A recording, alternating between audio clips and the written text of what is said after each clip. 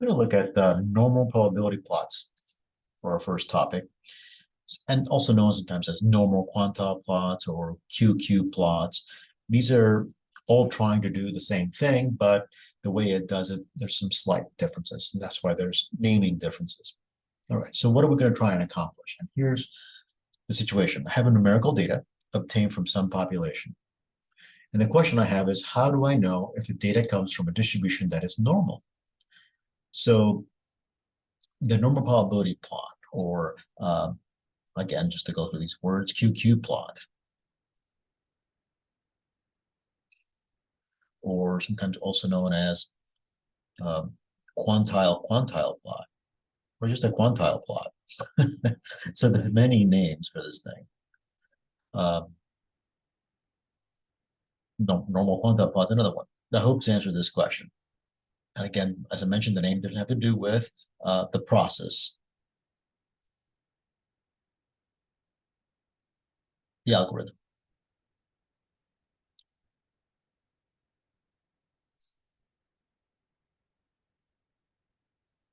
Okay, so that's the reason for the differences. All right. So first, how to construct a normal probability plot. Well, you're not actually going to construct anything. And notice that right here, I have opened up GeoGebra. So we're going to definitely use GeoGebra to do this. And you might want to pause this and get GeoGebra open. Just might as well get this out of the way. And there's that file that you should download to your computer. And then we're going to open it up with this GeoGebra, and it has the data in it. So I'm going to click here on this thing called a hamburger, the 3 lines. I'm going to go to View, and I'm going to select Spreadsheet, which is what I want. And I'm going to deselect Graphics and Algebra, so this thing will be less cluttered. And that's it. Okay, so I have this ready to go. Now, before we actually show how to do this again on GeoGebra, I'm going to answer a couple of questions here. First, let us answer this. If I toss a fair coin 10 times, how many tails do I expect to get? And again, it's a fair coin, so it's not a trick question. It's just going to be 5, right? If I toss it 10 times, I'm expecting to get 5 tails. Doesn't mean that I should get 5 tails, but I'm expecting to get 5 tails. If I toss a fair coin 20 times, how many tails do I expect? And that would be 10. Toss 30 times, how many do I expect to get? 15. So nothing really spectacular here. But I'm going to draw a picture of what this graph is supposed to look like. So it's an ordered pair where we're going to graph. And on this axis, as a matter of fact, on this axis, typically you're going to type in your data, or the data values go here. But it could also be that you enter your data z-score. But on the vertical, turn this around, on the vertical, what's going to go here is the expected z-score.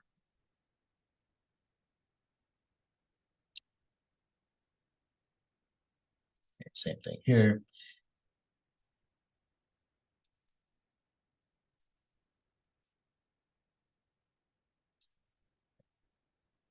And that's what's going to happen. And don't be surprised if you use software and all of a sudden these two are reversed. Because really that the location doesn't really matter. I prefer it in the way I drew it. That's not the way I'm used to seeing things. And I'm going to use this scenario as my starting point. And let's say that what I'm going to have here is data, but what am I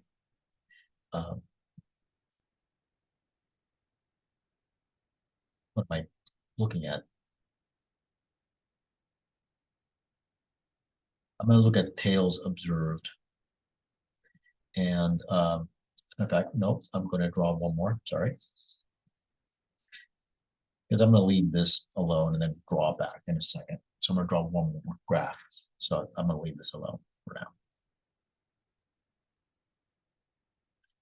So just to make it connect to this questions I made. So I'm going to here going to write tails observed. And this one will be tails expected. Again, we could do for this one, we could do the same thing. Data that I observe, expected data value. And I'm going to use this coin example.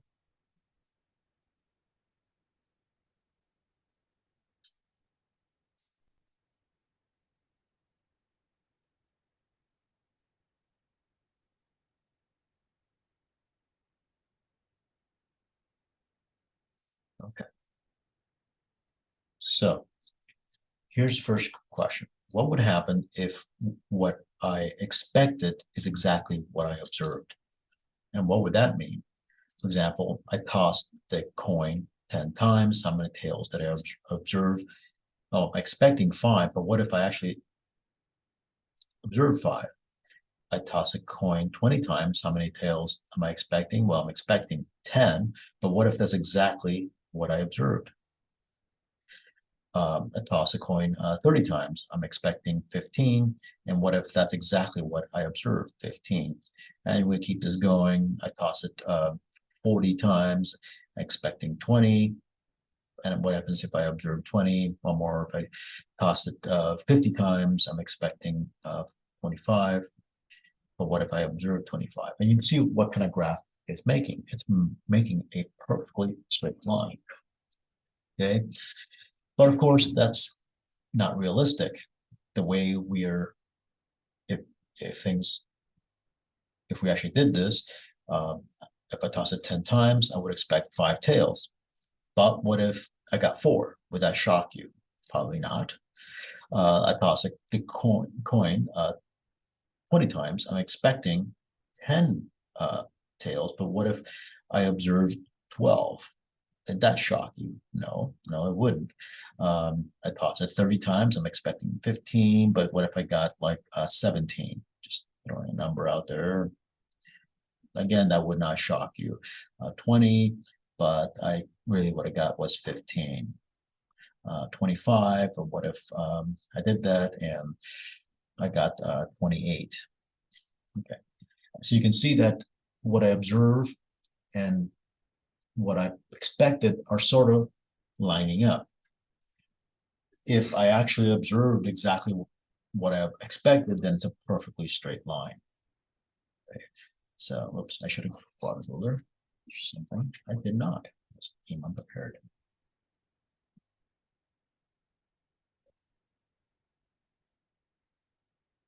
But things should hover around a straight line, and that's what this graph is. It's going to calculate the expected z-score depending on n. So this is going to depend on n. What is n? And then it will say, I'm expecting so many values. After all, if you use a normal curve, right? Let's say that I'm just going to be z-scores here. If I go between -1 and 1, and let's say that n is 100, how many values will fall between -1 and 1 z-score? Well, okay, I'm going to, even though this is an area, I'm going to write it as a number. I was expecting 68 to fall here, right? And so on. But then I could break this down even further and this is what this graph is about to do. It keeps breaking it down. How it does it, though, differs from algorithm to algorithm. But if I looked at half, then I'm saying, look, I need to put 34 numbers right here. And between here and here, I'm also going to put in 34 numbers. Okay, and then I could break this in half again. Right, I can figure out, well, if that's the case, how many numbers are going to be between -1 and 1/2? And how many numbers are going to go between 0 and -1/2? And then again, I can figure this out and put the numbers in this position. And I keep breaking it down until finally each slot there's one number. Oops, and I didn't capture that. So I just keep going. Here's 34 numbers, here's 34 numbers, one more time, keep breaking it up, and eventually there will be one slot with one number. And then that will give me my expected z-score. Okay. That's pretty much what the routine is. And there's variations to make this whole process go faster. Okay. So let's turn this around and look at our first graph. And it says this: it's in 1788, the English scientist Henry Cavendish measured the density of the Earth by careful work with a torsion balance. The variable recorded was the density of the Earth as a multiple of the density of water. Okay. Then there are 29 measurements here, and I forgot what the units are. My apologies. But what you see here is the histogram of the data. So here's, the Cavendish's data and the frequency. And notice when you look at this histogram, what kind of shape would you give it? I mean, if you said symmetric, I could see that. If you could say, well, look, it's a little bit left skewed, slight left skew. I can see that too. So my point is that a histogram, the shape depends a lot on where you start and this class width. And it starts looking a little different or depending on what you're doing. So it's really hard to understand the actual shape from a histogram sometimes. It captures it well, but not perfectly. Well, this is now this normal quantile plot or normal probability plot or QQ plot, whatever you want to call it. Okay, and now what it did was it put Cavendish measurements, there they are right here, and then it put the expected z-score. And what do I see? I see this is going in a nice straight line. Okay, what I like to do personally, this is not the way most routines work, but I found that works for me, is to go between -1, or it says -1 z-score, 1 z-score, and then draw a line. Now, of course, if I do that with this data, it's going to calculate exactly that line right there. And then what I'm looking for is movements away from the line. Is there a pattern of movement? And of course, here there's not. So the interpretation of this graph would be, data seems to come from a distribution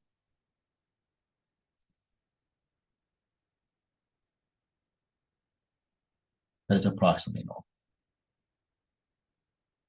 And I'm just going to draw this normal just to save myself some time. Great. So it is I like to say approximately because no distribution is exactly normal.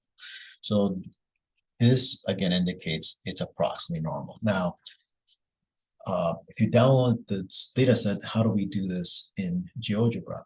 So I'm going to click here and I'm going to select File, and I'm going to select Open. And of course, it shows these wonderful things, but that's not what I want. I want a local file. So I'm going to click it, and then I have to figure out where I downloaded it. And I download it to my download. So there it is. And I'm going to open it up. Okay, and we have my new data sets. Get rid of that. Now, all I need to do is, for example, here's the Cavendish data. So I'm going to highlight the Cavendish data, click on the histogram, select, one variable analysis. That's what I want. And then to the right will come the graph, not the graph I wanted. So notice they just create a histogram, just so you can see it. That does not look right. That's not even matching. I am not sure why it's doing that. Like a residual something. Interesting. Try this again. Oh, there we go. Finally did it. So that's kind of weird. It looks like those kind of residual from memory. I had to click this again, like do it twice. So again, look at the axis to make sure things look right. And again, notice this graph looks slightly different from mine, but that's okay. So now I'm going to drop down menu, and you'll notice right here it says normal quantile plot. That's what I want. And there's a graph that is sitting right here. And I used, again, GeoGebra to create this graph, so that's why it looks pretty much the same. Okay, so let's look at another one here. How much oil wells in a given field will can produce the information setting with a drill more wells. Okay, great. So this situation, here's the number of barrels recovered from 64 wells and thousands of barrels. And when you look at this history, it's definitely a right skew, right? So the question becomes, does this come from a normal distribution?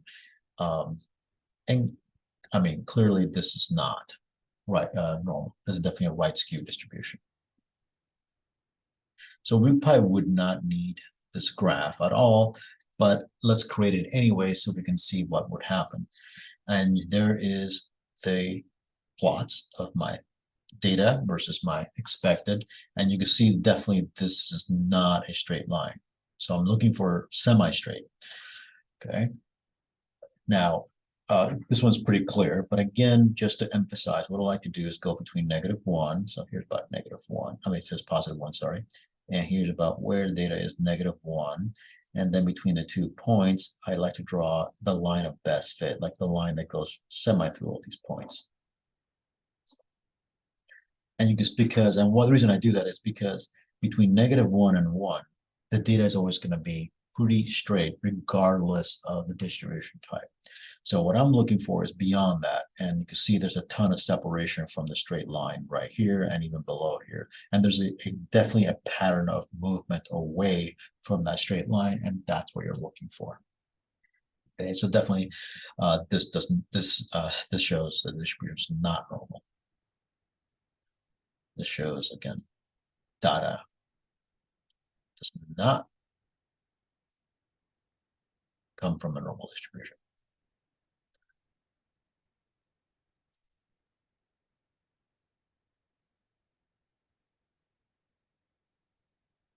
Great. So again, how do we do this? Let's just practice one more time. Here's the data right here.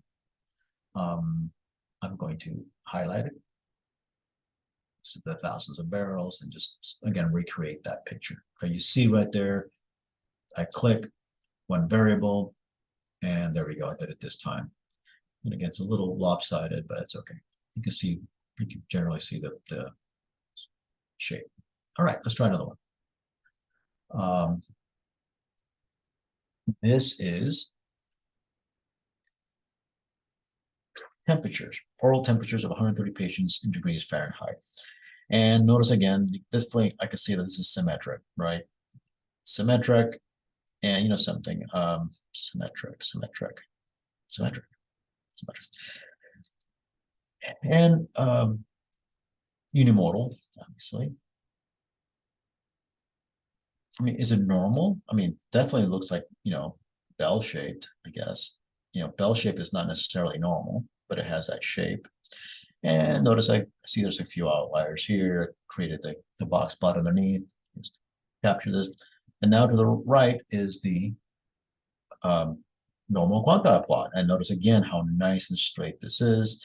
As a matter of fact, a lot of times data is not this straight, but one of the reasons it's showing so straight is because my sample size is 130. So with a 130 sample size, you know, we'll be able to make some good determinations. Here, the sample size was 64.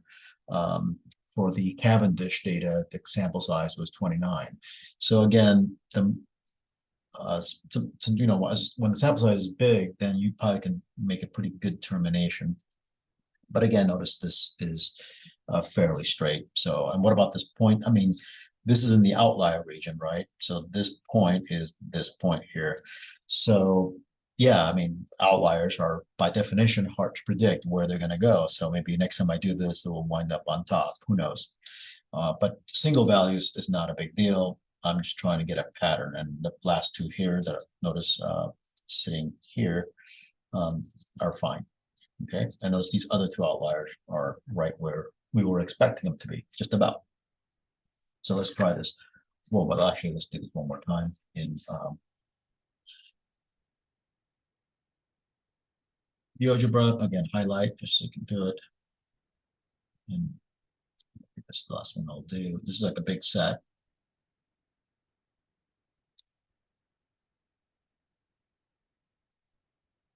Click here, one variable analysis, and there's the data right here. I'm going to click one more time. Again, I'm looking at the numbers. It's okay. Notice there is a little more movement. I'm going to do it one more time. Did I blow something? Sometimes it's, oh, I see. I didn't even grab all of it. Big mistake. So again, notice it didn't look quite right. So it certainly didn't match. So I'm going to go to the bottom, go to the top here, so grab all the entire data set.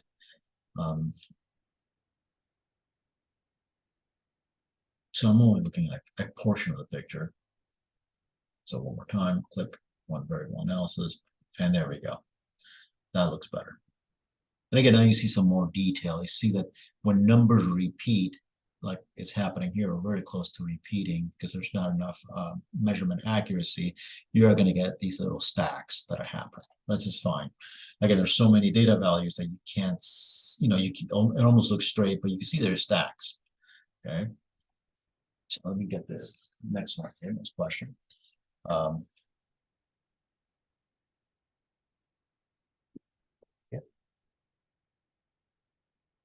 This is.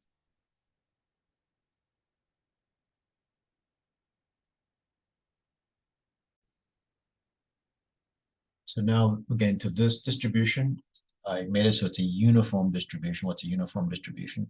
Basically, the population looks like this. It's just a rectangle. That's all it is. And I got 24 data values, and you can see that it's all over the place here. Even though it typically comes from something that looks like this, but there's not that many data flows. So again, by chance, that's what happened. And you can see here the distribution. I mean, box plot looks somewhat symmetric, but it's all haphazard. And then when I create the normal quantile plot, even though notice n is only 24, I get this little S shape. If I were to go to -1, here approximately 1 standard deviation on either side. I mean, here's about where that is, and this one's about over here. So I gotta should use a different color pen. So if I try to again put a line through those 2 points, again notice I'm seeing a definite movement away right here from that line, and therefore another movement away from the line. So again, that's what I'm looking for, even though that S shape was definitely pretty telling. That shouldn't be happening. It should be pretty straight, especially in the middle, should be straight. Okay, so that shows me, again, this data does not come from a normal distribution.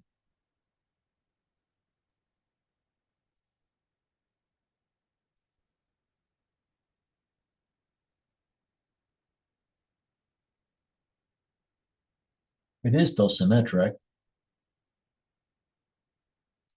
I can tell that because of the opposite shapes that are taken. Notice it's almost like one goes up and the other side goes down. So I can tell from this that it's most likely symmetric of some sort, right?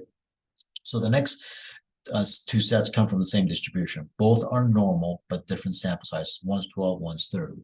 And that's just to show you what will happen. Definitely, this were created from distributions that are exactly normal. So I'm going to come over here, highlight, and selecting one variable. Nope, again, don't trust that because that's the one that, see, this is my, nope. Just want to make sure that I'm grabbing the right data set. Oh, no, I'm not grabbing that. Yeah, this is the one we just did, and you can see that S shape taking place here. That's not it. It's this one.